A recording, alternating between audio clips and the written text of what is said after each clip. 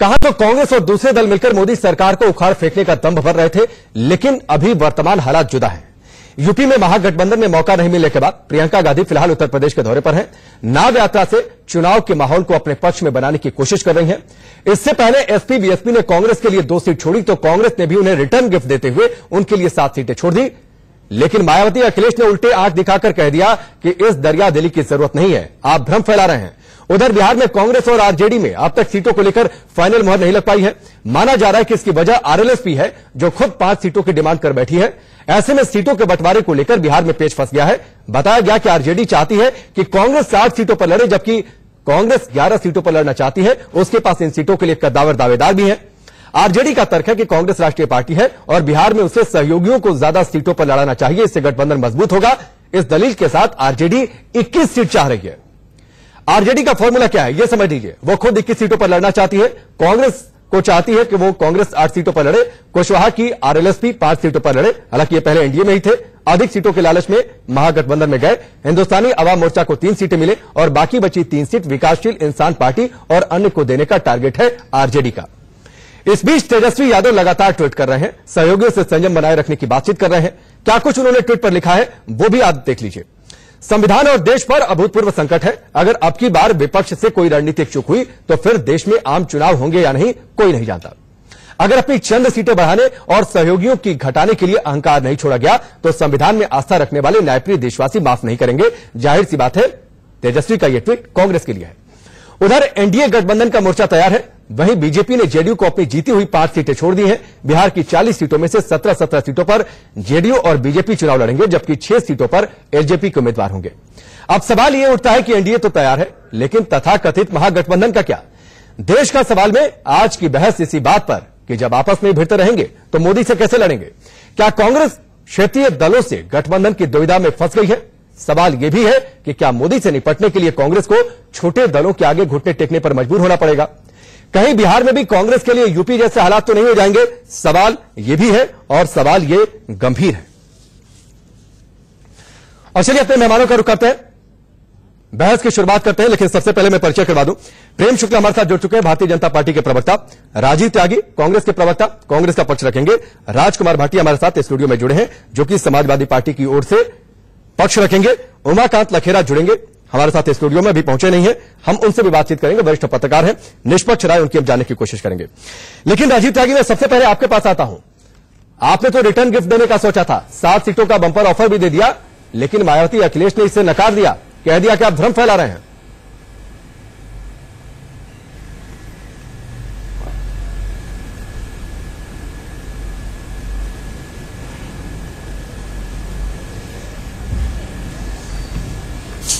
चलिए, कुछ तकनीकी दिक्कतें हैं, हम रुख करेंगे, लेकिन फिलहाल हम एसपी का रुख करते हैं। भाई साहब पेश कर दीजिए मेरी।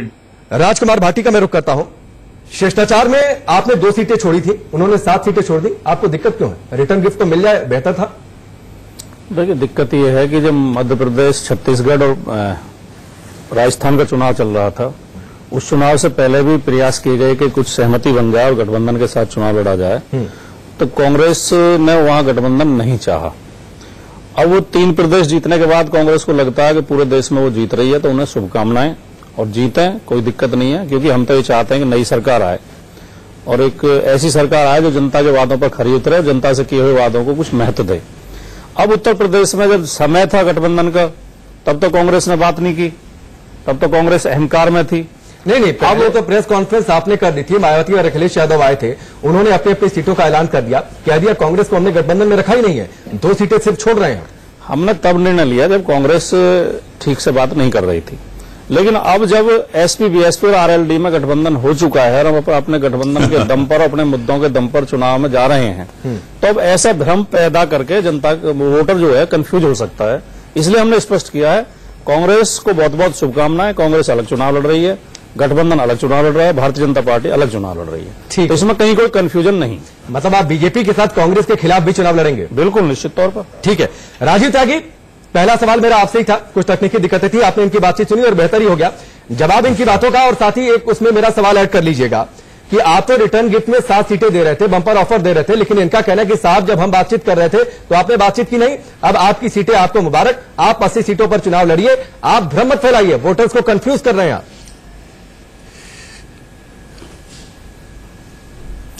देखिए, समाजवादी पार्टी क्या कहती है या बहुजन समाज पार्टी क्या कहती है, उनकी अपनी अलग रणनीति हो सकती है, लेकिन कांग्रेस पार्टी की भी निश्चित रूप से अपनी अलग रणनीति, और कांग्रेस पार्टी का भी कर्तव्य बनता है कि वो अपनी पार्टी को मजबूत करे, लोगों के बीच जाए, मुद्दों को उठाए, मुद्दे उठा करके लोगों को जागरूक करे, और जागरूक नागरिक ही सबसे बड़ा राष्ट्रभक्त होता है, हम ये मानते हैं। और ये स्पष्टतया हम बता दें कि 30 साल से कांग्रेस पार्टी का उत्तर प्रदेश में शासन नहीं है, तो हम चाहते हैं कि उत्तर प्रदेश में 2022 में कांग्रेस शासन की तरफ पड़े और 2019 में हम बेहतर परफॉर्म करें, और 2009 जो हमारा एक बढ़िया हम लोगों ने परफॉर्म किया था, उसी से हम बेहतर परफॉर्म करें, यह हमारा लक्ष्य रहेगा 2019 के लोकसभा चुनाव में। रही बात समाजवादी पार्टी के प्रवक्ता को मैंने बड़े धैर्य से सुना, मेरे मित्र है राजकुमार भाटी जी। हमारा भी लक्ष्य है भारतीय जनता पार्टी को उखाड़ फेंकना है, उस सरकार को उखाड़ फेंकना है जो किसान विरोधी है, जो नौजवान विरोधी है, जिसने 2014 में वादे किए थे कि काला धन आएगा, 15-15 लाख रुपए मिलेंगे, बुलेट ट्रेन चलेगी, उसके बाद सभी नागरिक अच्छे दिन का एक फर्क महसूस करेंगे, लेकिन शायद अच्छे दिन अंतरिक्ष में छुप गए हैं, जिसकी वजह से पूरा देश का किसान आज परेशान है, नौजवान हैरान है, और पूरे देश का छोटा व्यापारी तबाह और बर्बाद हो गया है। हम ये मानते हैं कि उत्तर प्रदेश में कांग्रेस पार्टी श्री राहुल गांधी जी के नेतृत्व में और श्रीमती प्रियंका गांधी जी के नेतृत्व में बेहतर परफॉर्म करेगी, और जिसका गठबंधन जनता से बेहतर हो जाएगा वो चुनाव जीत जाएगा। नहीं, राजीव गांधी, सवाल जो मैंने पूछा, उसका एक मतलब ये भी था कि ये लोग लगातार कह रहे हैं, मायावती अखिलेश यादव प्रेस कॉन्फ्रेंस में साथ आए थे, उन्होंने कह दिया हमने कांग्रेस को गठबंधन में नहीं रखा, हमने उनसे बात भी नहीं की है, हम तो सिर्फ 2 सीटें छोड़ रहे हैं। आप आते हैं रिटर्न गिफ्ट में, आप 7 सीटें छोड़ने की बातचीत कर देते हैं। ये बार बार कहते हैं साहब आप हमें नहीं चाहिए, कांग्रेस हमें नहीं चाहिए, आप लगातार कह रहे नहीं भाई आप तो हमें चाहिए। मैसेज ये जा रहा है कि इन्हें तो आपकी जरूरत नहीं है, लेकिन आप इनका साथ हर हाल में चाहते हैं। किसी भी पार्टी से, किसी भी व्यक्ति से, किसी भी संस्था से बड़ा देश होता है, और हमने देश हित को आगे रख करके 7 सीट छोड़ने का कार्य किया है। ये हमारी रणनीति, और कांग्रेस को ये पहल करनी इसलिए चाहिए थी कि कांग्रेस सबसे पुराना दल है, 54 साल कांग्रेस पार्टी जनता के प्यार की वजह से शासन में रही है। कांग्रेस ने देश को बनाया है, देश को संवारने का काम किया है, देश को आगे ले जाने का काम किया है, तो हमारा दायित्व बड़ा बनता था, इसलिए हमने 7 सीट छोड़ी हैं। भारतीय जनता पार्टी के मुकाबले के लिए हम ये चाहते हैं कि समाजवादी पार्टी, बहुजन समाज पार्टी। तो आप ये मानते हैं कि बीजेपी और मोदी को अकेले नहीं हराया जा सकता, इसलिए झुककर घुटने टेक कर भी हमें हर हाल में एसपी बीएसपी का साथ चाहिए?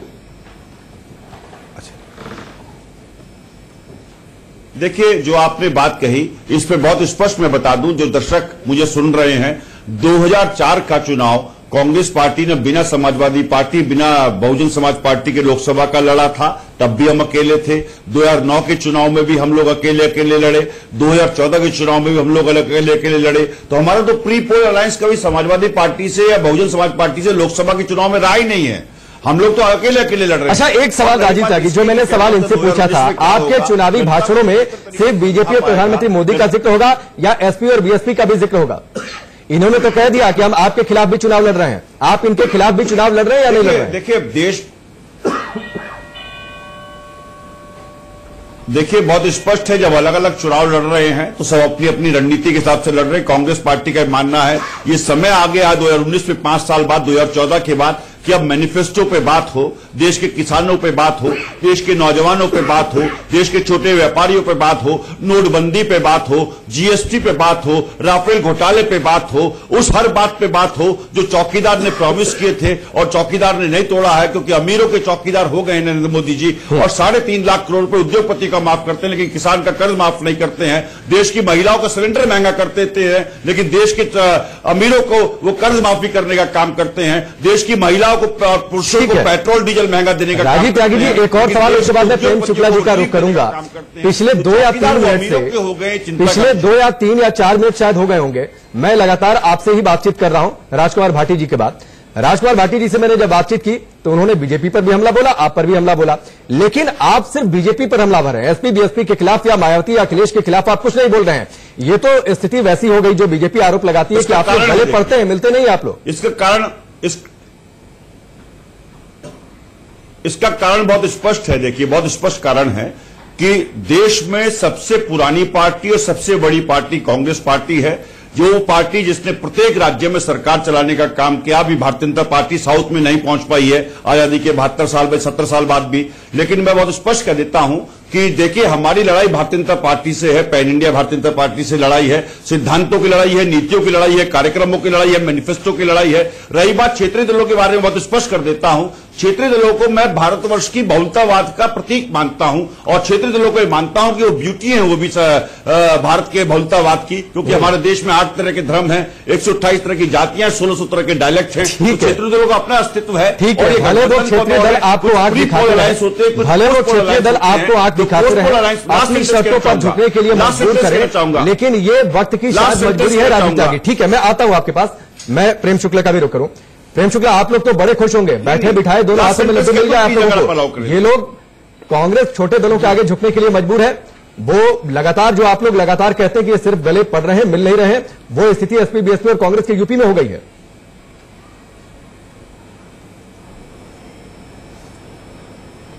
देखिए, स्वाभाविक तौर पर जब कोई नेतृत्व जो है पूरी तरह से विफल होता है तो उस नेतृत्व को कोई स्वीकारता नहीं है। जिस तरह की स्थिति है कि सारे लोग जानते हैं कि जैसे कांग्रेस को गले लगाया तो आप जो है 5,000 करोड़ रुपए के घोटाले के अभियुक्त घोटालेबाज को गले लगाएंगे, जिनकी मां घोटाले के मामले में बेल है, स्वयं घोटाले के मामले में बेल है, मिशेल मामा जेल में है, मामले में बेल है, स्वयं घोटाले के मामले में बेल है, मिशेल मामा जेल में है और जीजाजी बेल पर है। तो जिनकी स्थिति पूरे देश में, आप कांग्रेस किससे, कांग्रेस पर्यायवाची है करप्शन का, कांग्रेस पर्यायवाची है नकारात्मकता का, कांग्रेस पर्यायवाची है आतंकवादियों को समर्थन करने का। तो ऐसी स्थिति में कोई व्यक्ति, कोई दल ऐसे दल को साथ नहीं लेना चाहेगा जिसको लेना उसके लिए लायबिलिटी हो जाए। यदि समाजवादी पार्टी और बहुजन समाज पार्टी को लगता कि कांग्रेस उनके लिए राष्ट्रीय दल है, दो तीन राज्यों में सत्ता होने के कारण राष्ट्रीय हो गए और एक बड़े राज्य में सत्ता में रहने वाले लोग वो क्षेत्रीय दल हो गए, तो कांग्रेस को कृपया अपने उस जो उनके मन में बहुत पुराना घमंड है कि राष्ट्रीय दल है, उस घमंड से उनको मुक्त होना पड़ेगा। जब हम अपने गठबंधन के साथियों से बात करते हैं तो उनको सम्मान देना होता है। गठबंधन जो है, गठबंधन धर्म का पालन करना इतना आसान नहीं है। देखिए, एनडीए में भी गठबंधन के 36 साथी हैं। शिवसेना के साथ हमारे मतभेद हुए, लेकिन शिवसेना के साथ उन मतभेदों को हमने निपटाया, उनको साथ लाया। जनता दल यूनाइटेड सिर्फ 2 सीटों पर हुआ करती थी, जनता दल यूनाइटेड को 17 सीटें हमने दी और उनके साथ हमने गठबंधन पक्का किया। असम गण परिषद के साथ हमने गठबंधन पक्का किया। साउथ में हम गए तो एआईएडीएमके के साथ हमने गठबंधन किया। तो गठबंधन में साथी दलों को पूरी तरह से अपने साथ लेना, उनको सम्मान देना। और आपके पास है कुछ नहीं कि घर में नहीं दाने अम्मा चली भुनाने। नहीं, प्रेम शुक्ला, साथी दल आपको भी तो आंख दिखा रहे हैं, मजबूरी तो आपकी भी है ना। शिवसेना ने लगातार आपको आंखें दिखाई, लगातार सामना में क्या कुछ लिखा गया, वो बातें छिपी नहीं है। प्रधानमंत्री मोदी पर डायरेक्ट हमले किए गए सामना में, ऐसा नहीं है, ऐसा नहीं है कि बहुत ज्यादा बेहतर हालात आपके लिए रहे। हाँ, ये ठीक है, एक आप लोगों को इस बात का जरूर है कि अभी आप लोगों ने बहुत सारे मसले सुलझा लिए हैं। राकेश जी, उसी बात का मैं कर सकता हूँ। राजीव जी, मैं आता हूं, 2-3 मिनट में आपके पास था, ओपनिंग सवाल है, इसके बाद मैं आपके पास आता हूं। के साथियों को किस तरह से समन्वित करना, उसे सामंजस्य स्थापित करना, ये भी एक कला है अपने गठबंधन के साथियों के साथ। यहां पर जो है कि आपने अखिलेश सिंह यादव के परिवार के साथ 2004 से लेकर 2014 तक सतत उत्पीड़न किया, फिर भी अखिलेश सिंह यादव ने बड़ा दिल दिखाते हुए आगे बढ़कर 2017 में राहुल गांधी का साथ लिया। लेकिन जैसे ही स्थिति आई, आपने राहुल गांधी ने अखिलेश सिंह यादव का साथ दिया क्या कहीं किसी मुद्दे पे खड़े होकर? तो ये गठबंधन में अपने साथियों के साथ उनको कैसे समाहित करके सामंजस्य बैठाना, ठीक है, ये भी राजनीति की एक चातुर्य कला और प्रावीण्य है। ठीक है, ठीक है, प्रावीण्य में ठीक है, जवाब ले लेते हैं प्रेम शुक्ला जी, जवाब ले लेते हैं। राजीव त्यागी इनकी बात का जवाब, और जो शब्द मुझे ज्यादा समझ में आया, आप लोग लायबिलिटी बन गए छोटे दलों के लिए भी, जिसे छोटे दल शायद उठा नहीं पा रहे। देखिए, लायबिलिटी कौन बनेगा कौन नहीं बनेगा तो 23 मई को तय हो जाएगा। और भारतीय जनता पार्टी को मैं सिर्फ इतना ही कहना चाहता हूं कि भारतीय जनता पार्टी ने जो वादे किए थे क्या वो पूरे किए, देश की जनता जानना चाहती है, देश के किसान जानना चाहते हैं, देश के बेरोजगार नौजवान जानना चाहते हैं। बहुत स्पष्ट मैं कहना चाहता हूं कि जो उन्होंने कहा लायबिलिटी की बात कही या कांग्रेस के हाईकमान पर आरोप लगाने का काम किया मेरे मित्र शुक्ला जी ने, तो मैं शुक्ला जी से सिर्फ इतना पूछना चाहता हूं कि 30,000 करोड़ रुपए का घोटाला राफेल लड़ाकू विमान में हो गया, चौकीदार क्यों सोता रहा? चौकीदार जबकि 18 घंटे काम करने का दावा करता है। यहां से आपका जो मित्र है नीरव मोदी, छोटा मोदी, यहां से फ्लाई कर गया और इंग्लैंड में जाकर के पत्रकारों ने ढूंढ लिया, और चौकीदार सोता रह गया। मेहुल चौकसी को मेहुल भाई कहा गया प्रधानमंत्री के द्वारा। ज्यादा बेहतर है, साथियों पर बातचीत ज्यादा करें तो वो ज्यादा बेहतर है। हम चौकीदार पर लगातार पिछले 2 दिन से शायद यही बात आपको क्या नाम उसका शुक्ला जी को कहनी चाहिए थी। अब मैं गठबंधन की बात पे आता हूं और आपसे बहुत विनम्र निवेदन करना चाहूंगा कि अनइंटरप्टेड मुझे शुरुआत आप ठीक है, बहुत स्पष्ट हमारा मानना है। सोनिया गांधी चोर है, प्रेम शुक्ला जी इनकी बात सुन लीजिए। इन्होंने डिबेट में एक अच्छे पैनलिस्ट की तरह हाथ उठाकर इजाजत मांगी थी जवाब देने के लिए। अब इनको जवाब देने नहीं दीजिए, फिर मैं आपके पास भी आता हूं। किसानी बिजली खम्भा नोचे वाली स्थिति मेरे मित्र की हो गई है। ये हंसना भी चाहते हैं और रो भी रहे हैं, ना तो हंस पा रहे हैं ना रो पा रहे हैं मेरे मित्र जो है, क्योंकि जो मैं आरोप लगा रहा हूं वो साक्षी है और वो साक्षी इस बात के हैं कि जो आरोप मैंने लगाए हैं वो आपके क्या नाम उसका प्रधानमंत्री महोदय की नाक के नीचे हुए हैं और निश्चित रूप से प्रधानमंत्री महोदय को इस बात का जवाब देना पड़ेगा। राजीव जी, आप गठबंधन पर जवाब दे रहे हैं, विषय में कहना चाहूंगा गठबंधन की पॉलिटिक्स 1989 से बहुत महत्वपूर्ण है और देश की राजनीति में गठबंधन का दौर रहा है। कुछ पार्टियों से प्री पोल अलायंस हुए हैं दलों के और कुछ पार्टियों के पोस्ट पोल अलायंस हुए हैं। दोनों ही दल, भारतीय जनता पार्टी और कांग्रेस पार्टी, दोनों ही सेंटर में रहे हैं और सेंटर में रहकर के दोनों ने अपने अपने अलायंस पार्टनर चूज करने का काम किया है। जो पार्टियां धर्मनिरपेक्षता में विश्वास करती हैं, जो पार्टियां प्रगतिशील विकास में विश्वास करती हैं, जो पार्टियां देश के विकास में विश्वास करती हैं, जो पार्टियां देश के किसान में विश्वास करती हैं, जो पार्टियां देश के नौजवान में विश्वास करती हैं, जो पार्टियां देश की महिलाओं में विश्वास करती हैं, जो पार्टियां देश के छोटे व्यापारियों में विश्वास करती हैं, जो पार्टियां देश के अमन और चैन में विश्वास करती हैं, जो पार्टियां देश के जातीय उन्माद को रोकना चाहती हैं, जो पार्टियां देश के धार्मिक उन्माद को रोकना चाहती हैं, वो कांग्रेस पार्टी के साथ खड़ी होंगी। और जो पार्टियां के साथ जो पार्टियां चाहती हैं कि देश में किसान का भला ना हो, जो पार्टी चाहती है देश में नौजवान को रोजगार ना मिले, वो भारतीय जनता पार्टी के साथ खड़ी होंगी। जी दोबारा पूछिए। एक ब्रेक ले लेता हूं राजीव जी। मेरा सवाल ठीक है, मेरा सवाल ये था कि क्या अभी भी एसपी बीएसपी के साथ आप पोस्टपोल गुंजाइश अलायंस की गुंजाइश आप देख रहे हैं, शायद इसलिए उन पर हमलावर नहीं हो रहे हैं आप? छोटा सा जवाब, फिर मैं ब्रेक लूंगा।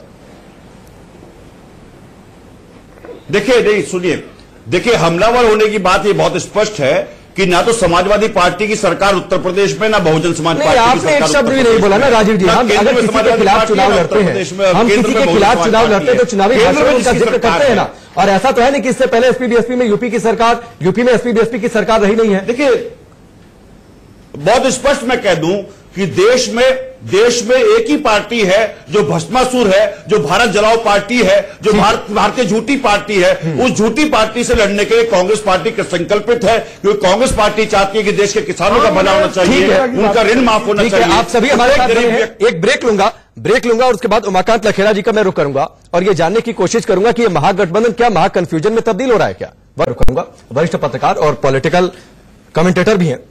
लखेड़ा जी, जो पहले सेशन में हमने जो बातचीत की है, आपको कोई लाइन समझ में आई? ये महागठबंधन है या महाकन्फ्यूजन है? देखिए, चूंकि पूरी बात उत्तर प्रदेश में फोकस है। उत्तर प्रदेश में जिस तरह से गठबंधन बन रहे हैं, गठबंधनों के अंतर्विरोध, ये स्थिति बिहार में भी है। आरजेडी ने कह दिया कि सिर्फ आप 8 सीटों पर लड़िए, ये 11 सीटों पर लड़ना चाहते हैं। मैं समझ रहा हूं। देखिए, उत्तर प्रदेश और बिहार 2 बड़े राज्य हैं जो बड़े निर्णायक भूमिका इस चुनाव में निभाने जा रहे हैं और जिस तरह से ये बड़े राज्य हैं, उतने ही बड़े अंतर्विरोध से ओतप्रोत यहाँ की राजनीति भी है। बड़े कॉम्प्लेक्स सिचुएशंस हैं और एक बड़ा कांग्रेस का जो जिसने इतने सालों तक भारत की राजनीति में राज किया, उस कांग्रेस का एक गढ़ होता था उत्तर भारत। तो उत्तर प्रदेश, बिहार, यहाँ के बड़े बड़े नेता, यहाँ प्रधानमंत्री, और बिहार में कांग्रेस के जो शीर्षस्थ नेता थे, पहले राष्ट्रपति थे राजेंद्र बाबू से लेकर के तमाम तरह के लोग। मैं ये कहता हूं कि देखिए कि सारी चीजें क्या हो रहा है कि जो आपका जो सवाल है उसका आशय मैं समझ गया हूं कि कांग्रेस पार्टी की जो भूमिका है इस चुनाव में, उसको लेकर के बिकरिंग हो रही है, उससे अंतर्विरोध सामने आ रहे हैं, कसमकस हो रही है। कांग्रेस अपने लिए जगह तलाशने की कोशिश कर रही है, लेकिन जो जमीनी हालात हैं, वो जमीनी हालात में कांग्रेस को जो पार्टियां हैं, जो मंडल कमीशन के बाद जो एक देश की राजनीति ने एक रुख लिया, वैसे उत्तर प्रदेश और बिहार की राजनीति ने भी एक अलग से मुकाम पर खड़ी है उत्तर प्रदेश और बिहार की राजनीति। और वहां दरअसल क्या है कि समाजवादी पार्टी और बहुजन समाज पार्टी ये भाजपा को हराना चाहते हैं, जैसे कांग्रेस भाजपा को हराना चाहती है। लेकिन नहीं, कांग्रेस स्टैंड कहां कर रही है? हर जगह मजबूरी उसकी दिखाई दे रही है, मजबूती से तो कहीं खड़ी दिखाई नहीं देती। देखिए, ऐसा है कि कांग्रेस के सामने दो तरह के लक्ष्य है। कांग्रेस के पास एक तो शॉर्ट टर्म प्लान है और दूसरा है कि दूरगामी प्लान। ठीक है। शॉर्ट टर्म प्लान यह है कि किसी तरह कोई रास्ता निकाला जाए ताकि वो लाइन मिल गई मुझे आपसे। राजीव त्यागी, क्या ये आप लोगों का शॉर्ट टर्म प्लान है? क्योंकि जहां देखिए जो बड़े स्टेट्स हैं, आप अपनी बात रखिएगा, जो बड़े स्टेट्स हैं, उत्तर प्रदेश में आपको झटके पर झटका, जब 2 सीटें आप लोगों के लिए छोड़ी गई तो मुझे याद है कांग्रेस के कुछ नेताओं ने कहा था, अभिषेक मनु सिंघवी ने भी कहा था कि साहब ये तो बड़ा अपमान है। अब वो अपमान की बात भूल गए। बिहार में स्थिति बहुत बेहतर नहीं, पहले से महागठबंधन की तस्वीर बड़ी साफ हो रही थी। अब तेजस्वी ने कहा कि जो बड़ी पार्टी है, राष्ट्रीय पार्टी है, वो बड़ा दिल दिखाएं, 8 सीटों पर लड़ लीजिए, 3 सीटें आप और छोड़ दीजिए। बंगाल से भी बहुत अच्छी खबर आपके लिए नहीं है। तो ये स्थिति क्या है? क्या ये मजबूरी की स्थिति कांग्रेस के लिए आ गई है? देखिए, दोनों दलों के जो गठबंधन है, जब गठबंधन में आप जाते हैं तो निश्चित रूप से सीटों के बंटवारे को लेकर के कहीं ना कहीं बातचीत होती है।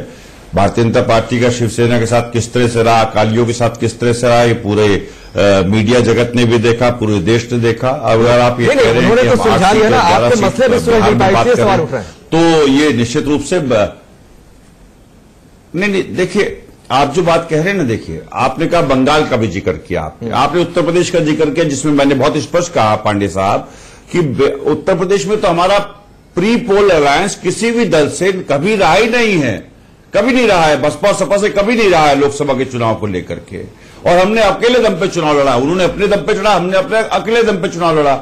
अब मेरा बहुत स्पष्ट कहना है कि देखिए, उन्होंने मंडल कमीशन का जिक्र किया, 89 का जिक्र किया कि 89 में वीपी सिंह साहब की सरकार आई और मंडल कमीशन से राजनीति बदली। मैं मानता हूं कि मंडल कमीशन से राजनीति बदली, लेकिन उसके बाद भी केंद्र में हम 5 साल 91 से 96 के बीच रहे और 2004 से 2014 के बीच रहे, तो करीब 30 साल के शासनकाल में, इस शासनकाल में 15 साल कांग्रेस पार्टी रही, 15 साल अन्य पार्टी रही, कुल मिलाकर के अगर आप देखेंगे। दूसरी बात मैं बहुत स्पष्ट कहना चाहता हूं आपको, उसमें से भारतीय जनता पार्टी भी 10 साल शासनकाल रही, 10 साल का शासनकाल भारतीय जनता पार्टी का रहा। अब रही बात गठबंधन की, तो गठबंधन में बहुत स्पष्ट कहते हैं कि गठबंधन यदि जिसका जनता के साथ होगा, देश के किसानों का जिस दल के साथ गठबंधन हो जाएगा, चुनाव जीत जाएगा। 12.5 करोड़ पूरे देश में किसान हैं और 2.5 करोड़ 2 करोड़ 25 लाख किसान। ठीक है, जनता के साथ जिसका गठबंधन होगा, राजीव त्यागी वही जीतेगा। लेकिन मेरा सवाल अभी भी वहीं पर जाकर अटका हुआ है, इतनी बेचैनी आप लोगों को उत्तर प्रदेश में सीट छोड़ने की क्यों है? ये लगातार कह रहे हैं साहब हमें सीट नहीं चाहिए, आप रखिए अपने पास।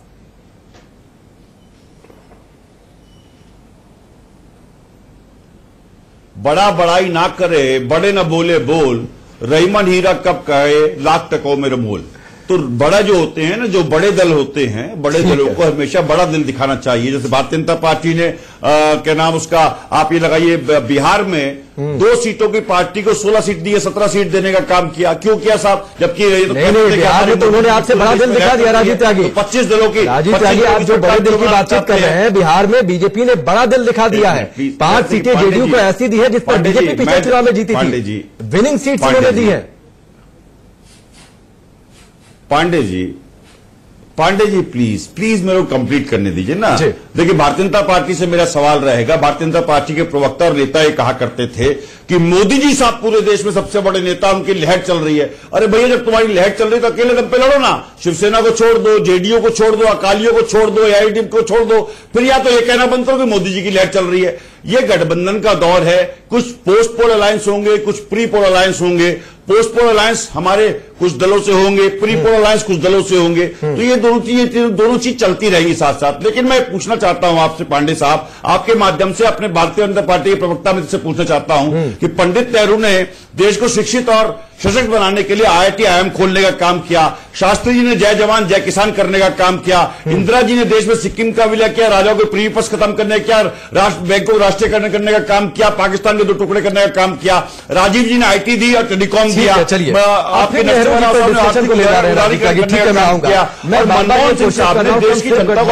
बातचीत करें, मोदी जी ने मैं आता हूं, आप जवाब ले लेते हैं जो आपने सवाल 1-2 उठा दिए, मेरे जो पाप है उनमें भागीदार बन जाओ। अब जवाब ले लेते हैं। प्रेम शुक्ला बड़े शांत होकर उन्होंने सुना। मैं उम्मीद करूंगा कि आप भी शायद उनका जवाब शांत होकर सुनेंगे।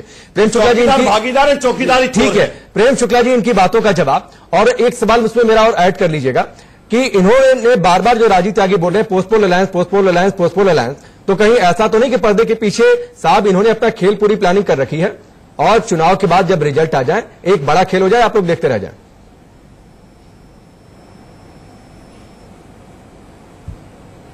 देखिए, इनकी पहली बात इन्होंने कहा कि नेहरू से लेके और डॉक्टर मनमोहन सिंह तक इन्होंने बहुत काम किया। डॉक्टर बाबा साहब आम्बेडकर 1953 पे लिखते हैं कि कांग्रेस एक जलता हुआ घर है, जो इस घर के साये में भी खड़ा हो जाएगा, वो भस्म हो जाएगा। क्यों?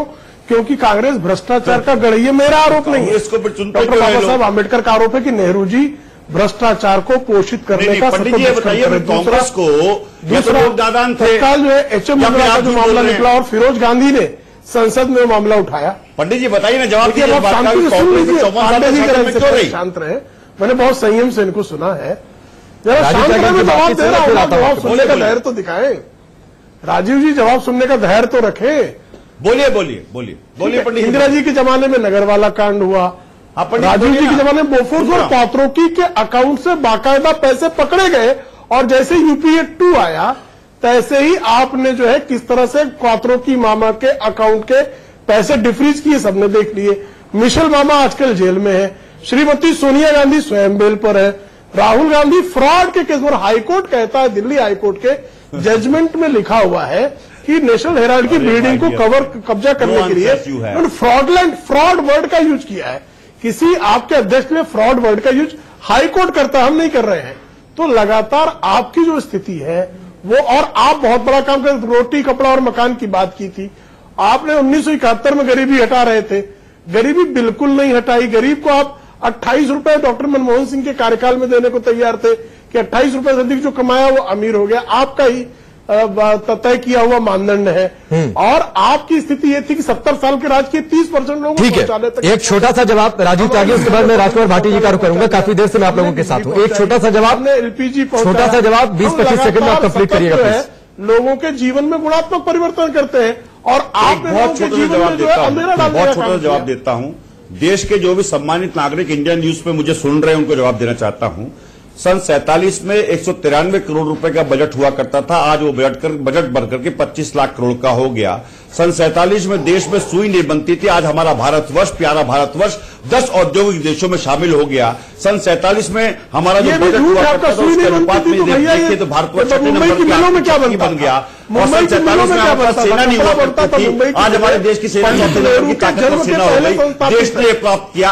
भारतीय जनता पार्टी जब इस तरह की भाषा बोलती है तो देश के किसानों का अपमान करती है, देश के नौजवानों का अपमान करती है, देश की महिलाओं का अपमान करती है और उस धर्मिष्ठी का अपमान करती है जो है भारत उसको संवारना है, बढ़ा रहा है। अब 14 लाख आपका स्टेशन है और बिल्ली के भाग से चीका दोबारा नहीं फूटने वाला है। मैं इतना कहना चाहता हूं पंडित जी, मेरे एक प्रश्न का जवाब दीजिए। आप ये बताइए, यदि सबने चोरी की है तो 5 साल के आपके शासनकाल में बिहाइंड द बार क्यों नहीं हुए लोग? आपको जेल भेजना चाहिए था, लेकिन आप हमेशा डालते हैं, हाईकोर्ट कह रहा है काम करते हैं। मैं टीवी पर स्पष्ट कर देता हूं कि राफेल घोटाले में प्रधानमंत्री जी की भूमिका हाईकोर्ट कह रहा है टाइम बाउंड जांच करेंगे और जेल भेजने का काम करेंगे। ये मैं कह रहा हूं आपको, प्रधानमंत्री को जेल भेजा जाएगा 19 के बाद, चुनाव के बाद जैसे जांच पूरी हो जाएगी 19 में जेल भेजा जाएगा, इसमें कहीं कोई दुराई नहीं। मैं उस पर कह रहा हूं आपको, दिल्ली हाईकोर्ट कह रहा है बताइए ना, मैं इसको जा ही नहीं रहा हूं। फिर मेरे दिल्ली हाईकोर्ट कहता है कि उसका राजीव त्यागी को जेल में क्यों नहीं डाला, आप प्रधानमंत्री को जेल में क्यों नहीं डाला, आपने अन्य नेता को जेल में क्यों नहीं डाला? आप कहते हैं ना देश की जनता ने क्लियर मैंडेट दिया था 89 के बाद, लेकिन आप जुमले तराशेंगे, हवाबाजी करेंगे, जगहबाजी करेंगे और देश की जनता को छलने का काम करेंगे। पेट्रोल सस्ता हो जाता है और देश में आप महंगा देने का काम करेंगे। देश की महिलाओं को चूल्हे नहीं जल पा रहे हैं, होली आ रही है और लोगों को सिलेंडर नहीं मिल रहे हैं, चिंता का विषय है। मेरे मित्र ये बता दें मुझे कि उत्तर प्रदेश में 10,000 करोड़ रुपए बकाया करने का आप लोगों की लड़ाई हो गई, आप लोगों की लड़ाई हो गई, मैंने आप लोगों को खुद लड़ने दिया, आप रोजगार नहीं दे पा रहे हैं। राजीव त्यागी जी और प्रेम शुक्ला जी, आप लोगों की लड़ाई हो गई तो थोड़ा सा आप लोग शांत रहिए। 2 मिनट तक मैंने बिल्कुल इंटरप्ट नहीं किया। आप सिर्फ आप दो लोग स्क्रीन पर थे, सिर्फ आप दो लोग स्क्रीन पर थे। आप लोगों की लड़ाई देश ने सुनी है, पता नहीं किसने सवाल पूछा, किसने जवाब दिया, जवाब आया भी नहीं। मैं तो हस्तक्षेप कर रहा हूं। साल में पहली बार आप दोनों लोग शांत रहिए। राजीव त्यागी जी और प्रेम शुक्ला जी 2 मिनट तक बिना किसी रुकावट के पहली बार पर आप लोग थे। पूरे देश में आपकी लड़ाई देखी है, आप दोनों लोगों की लड़ाई। अब आप लोग शांत रहिए। दोनों लोगों ने एक दूसरे से सवाल पूछा, किसी ने किसी का जवाब नहीं दिया। ठीक है, आप मुझे अगले मेहमान का रुख करने दीजिए। राजीव त्यागी जी और प्रेम शुक्ला जी अत्यंत अभिनंदनीय है। ठीक है, प्रेम शुक्ला जी शांत रहिए, राजीव त्यागी आप भी शांत रहिए। राजकुमार भाटी जी, मैं आपके पहले आपने राहुल गांधी को साइकिल पर बिठाया, मेरे क्वेश्चन का जवाब नतीजा ठीक मिला नहीं। जानना चाहता है आपने क्या किया। देश में ठीक है, मैं फिर आऊंगा राजीव त्यागी, मैं फिर आऊंगा। नौजवान अभी चला रहा है कि मैं भी बेरोजगार हूं। ठीक है, मैं फिर आऊंगा। राजकुमार भाटी जी, आपने पहले राहुल गांधी को साइकिल पर बिठाया, नतीजा ठीक नहीं मिला, उसके बाद आपने हाथी को साइकिल पर बिठा लिया। अब स्थिति यह है कि आप लोग खुद को कांग्रेस के साथ खड़ा दिखाना नहीं चाहते। नहीं, देखिए, एक बात मैं थोड़ा स्पष्ट कर दूं, क्योंकि मुझे बीच में आपने समय नहीं दिया और आपने बीच में कई टिप्पणियां हुई कि 7 सीटें कांग्रेस ने छोड़ी हैं, 2 सीटें हमने छोड़ी हैं। हमने जो 2 सीटें कांग्रेस के लिए छोड़ी वो एक उदारता में और सहृदयता में छोड़ी, और इसी तरह कांग्रेस ने छोड़ी। ना तो हमने उनसे सीट मांगी थी, ना उन्होंने हमसे सीट मांगी। नहीं, तो उन्होंने तो नकार दिया ना, लेकिन हमने नकार दिया उनकी सीटों को। नहीं, हमने ये स्पष्ट किया है, हमने स्पष्टीकरण दिया है कि कोई गठबंधन का मतलब होता है जिस सीट पर हमारा प्रत्याशी लड़ेगा उनका प्रत्याशी नहीं लड़ेगा, और जहां उनका प्रत्याशी लड़ेगा वहां हमारा प्रत्याशी नहीं लड़ेगा। तो केवल अखिलेश जी ने और बहन जी ने स्पष्ट किया है कि हमारा कोई गठबंधन नहीं है, मतदाता कंफ्यूज ना हो। लेकिन जो आपने 3-4 बार गठबंधन की बातचीत कर रहे थे, वो भी तो कह रहे थे उदारता में साहब हम सीटें छोड़ रहे हैं साथ। अब तो छोड़े हुए उदारता में छोड़े, उदारता कर दिया। आप तो कह रहे हैं कि आप भ्रम फैला रहे हैं। हमने कोई मना नहीं किया, हमने कहा कि कोई गठबंधन नहीं है। लेकिन जो महत्वपूर्ण सवाल आपने 4-5 बार प्रेम शुक्ला जी के पास गए आप और आपने सवाल पूछे, एक भी उपलब्धि उन्होंने अपनी 5 साल की सरकार की नहीं बनाई। नहीं, आज तो उपलब्धि की बात नहीं कर रहे हैं। नहीं, कांग्रेस पर आरोप लगाते रहे। कांग्रेस ये दिवालियापन है भारतीय जनता पार्टी का। चुनाव में जा रहे हैं लेकिन 5 साल की कोई उपलब्धि बताने के लिए नहीं है। अब गठबंधन तो अपनी आकार ले चुके हैं, स्पष्ट है, कहीं कोई कंफ्यूजन नहीं है। तीन गठबंधन चुनाव लड़ रहे हैं उत्तर प्रदेश में, कांग्रेस के नेतृत्व में, एक बीजेपी के नेतृत्व में, एक एसपी बीएसपी। एक आखिरी सवाल राजकुमार भाटी जी, एक आखिरी सवाल आपसे। वादा कीजिए, आज इंडिया न्यूज पर पूरा देश भी आपको सुनेगा, चुनाव के बाद चाहे जो स्थिति रहे आप लोग कांग्रेस के साथ पोस्टपोल अलायंस में नहीं जाएंगे।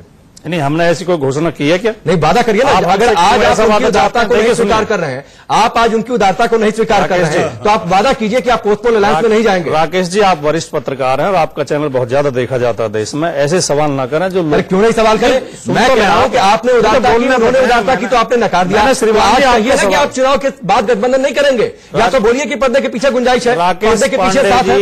राकेश पांडे जी, मैंने आपका सवाल अच्छी तरह सुन लिया और समझ लिया, मुझे जवाब तो देना। फिर आप जवाब नहीं दे रहे ना, आप वादा कर दीजिए, एक लाइन में बोलिए कि हम आप बोलने ही नहीं दे रहे हैं, तो जवाब कैसे दूं मैं? आप मेरा जवाब तो सुने। ठीक है, जल्दी दीजिए। देखिए, ये देश का लोकतंत्र इस समय जो परिस्थिति है, आज गठबंधनों का दौर है। कोई भी पार्टी इस हालत में नहीं है कि वो अपने दम पर सरकार बना सके। अगर ऐसी स्थिति होती तो भारतीय जनता जो उदारता हो रही है उसको स्वीकार कर लेते। मैं तो सिर्फ यही थोड़ी सी बात कह रहा हूँ। ठीक है भाटी जी, ठीक है। नहीं, मुझे आपने पूरी डिबेट में 2 मिनट का तो समय नहीं दिया। पूरी डिबेट मैंने आपसे ही की थी। अब मेरी बात तो पूरी होने दे, आपने सवाल किया की थी।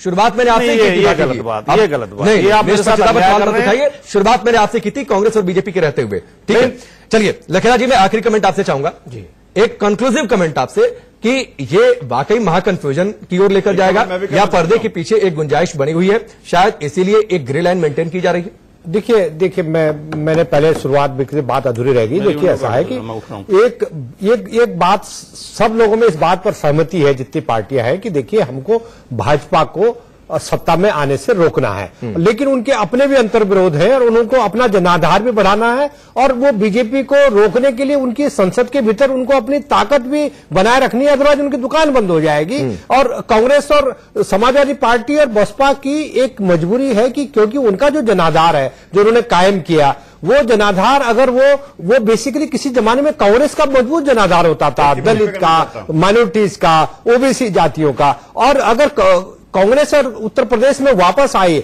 और अपनी मजबूती भी उसने कायम की, तो निश्चित रूप से इन दोनों पार्टियों, समाजवादी पार्टी, बहुजन समाज पार्टी को लगेगा कि उनके जनाधार खिसक करके कांग्रेस बीजेपी के खिलाफ एक विकल्प खड़ा हो रहा है। तो ये जो पार्टियां, इनकी मजबूरियां हैं और राजनीति की हमेशा मजबूरी है। राजनीति इसी को कहते हैं प्रैक्टिकली कि अपना वजूद भी सब कुछ सियासत का हिस्सा है, सब कुछ चुनावी सियासत का हिस्सा हम समझ सकते हैं। और ऐसे दावपेच आने वाले वक्त में चुनावों तक कम से कम और देखने को मिलेंगे, बयानों के तीर और देखने को मिलेंगे, लेकिन कौन किसके साथ है यह शायद बाद में तस्वीर जाकर साफ होगी। फिलहाल आप सभी का हमसे जुड़ने के लिए, बातचीत के लिए बहुत बहुत शुक्रिया। धन्यवाद।